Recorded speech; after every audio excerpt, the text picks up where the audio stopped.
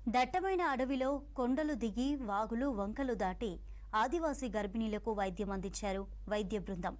కొమరంభీం ఆసిఫాబాద్ జిల్లా జైనూరు మండలంలోని లొద్దిగూడ గ్రామంలో ఈ ఘటన జరిగింది. ఈ గ్రామం దట్టమైన అటవీ ప్రాంతంలో ఉంటుంది. ఒకవైపు భారీ వర్షం పడుతోంది. సరైన రోడ్డు సౌకర్యం లేదు.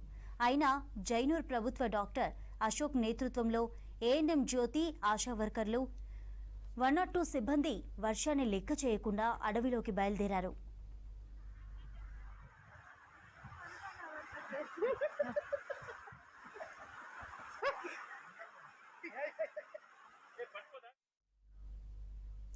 చివరికి గర్భిణీలకు వైద్యం చేశారు డాక్టర్ అశోక్ టీం.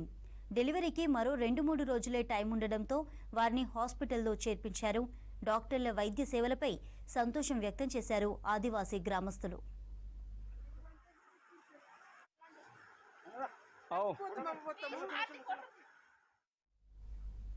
ఉమ్మడి మెదక్ జిల్లా వ్యాప్తంగా వర్షాలు పడుతున్నాయి. దీంతో వ్యవసాయ పనుల్లో రైతులు బిజీ అయిపోయారు.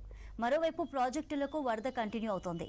వర్షానికి సంబంధించిన పూర్తి డీటెయిల్స్ శ్రీధర్ అందిస్తారు.